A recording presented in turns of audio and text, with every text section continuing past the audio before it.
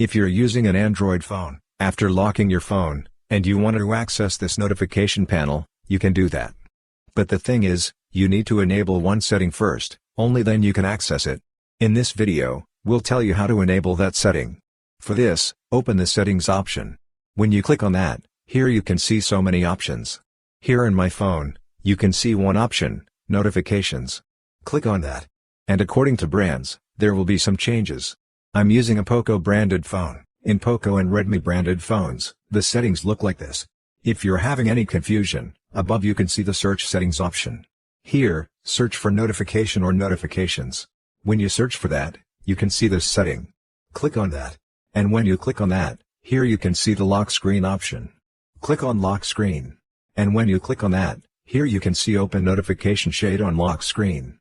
Sometimes it will be turned off. You need to enable this.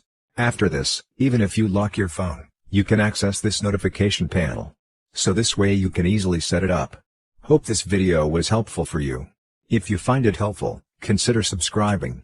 See you in the next video.